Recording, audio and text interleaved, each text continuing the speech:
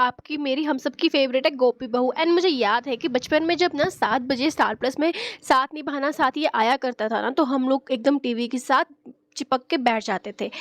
Because इतनी ज़्यादा गोपी और अहम की जोड़ी फ़ेमस नहीं थी जितनी ज़्यादा कोकिला की और गोपी की जोड़ी फ़ेमस थी। Like they are the ideal daughter in law and mother in law.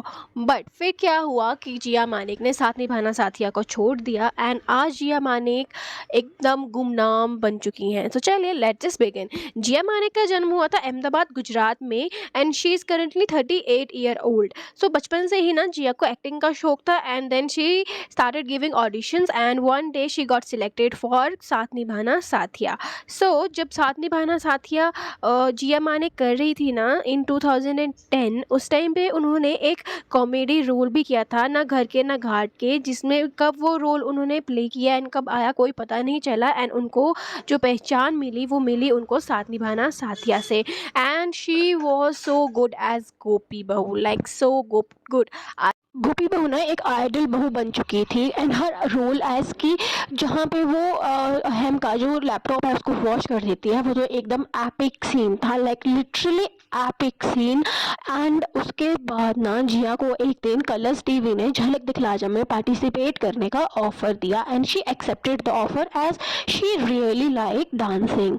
But इस चीज़ से उनके शो की जो प्रोड्यूसर थी Rashmi Sharma and Star Plus की क्रिएटिव हेड जिया से नाराज़ हो गए थे एंड उन्होंने ओवरनाइट जिया को रिप्लेस करने का मन बना लिया था। सो कहा जाता है कि सिर्फ एक रात के अंदर अंदर जिया को शो से निकाल दिया गया था एंड उसकी जगह जो देवोलीना थी उसकी एंट्री करवा दी गई थी।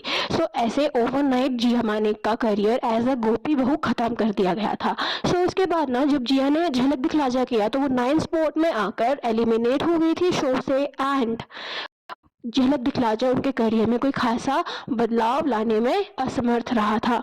इसके बाद ना जिया ने काफ़ी सारे डिफरेंट रोल्स ट्राई किए थे। उन्होंने कॉमेडी में अपना हाथ आजमाने की कोशिश की थी। उन्होंने जिनी एंड जुजू किया था जिसमें उनके जो को स्टार थे वो थे अली असगर यानी कि द कॉमेडी किंग। बट वो दोनों मिलकर भी उस शो को नहीं बचा पाए थे and with in the 1 year वो शो ऑफ एयर चला गया था बिकॉज गोपी बहू की इमेज से जिया कभी बाहर आ ही नहीं पाई थी एंड ऑडियंस ने उनको किसी दूसरे रोल में एक्सेप्ट नहीं किया था। इसके बाद जिया ने बड़ी दूर से आए हैं में एक स्पेशल अपीयरेंस किया था एज शांति रॉय, बट उसमें भी जिया को एक्सेप्टेंस नहीं मिली थी एंड वो शो भी कुछ खास चल नहीं पाया था। सो इस सब के साथ साथ ना जिया ने काफ़ी ज़्यादा कॉमेडी रोल्स में ट्राई किया बट जिया के करियर में कोई खासा पुश नहीं मिला।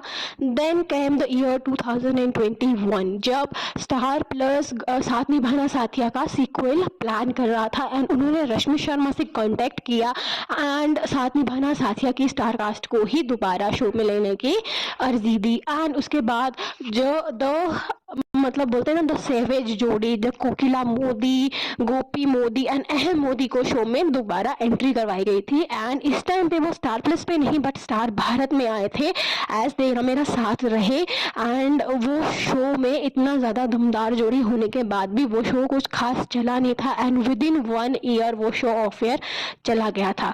एंड यू वोंट बिलीव कि वो शो जो 2010 में साथिया ने मैजिक क्रिएट किया था ना उस मैजिक को क्रिएट करने में असमर्थ रहे थे एंड वो शो कुछ खास चला नहीं था, उसका टीआरपी भी बहुत ज़्यादा कम था एंड लोगों ने जिया मानिक को दोबारा ऐसे गोपी इतना खास एक्सेप्ट नहीं किया था।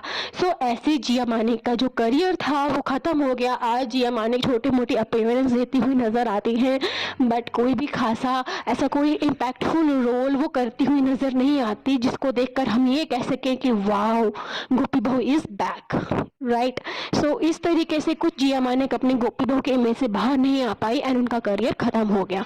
सो अगर आपको मेरा वीडियो अच्छा लगता है ना तो प्लीज़ मेरे चैनल को लाइक कर दो, शेयर कर दो एंड सब्सक्राइब कर दो। बाय।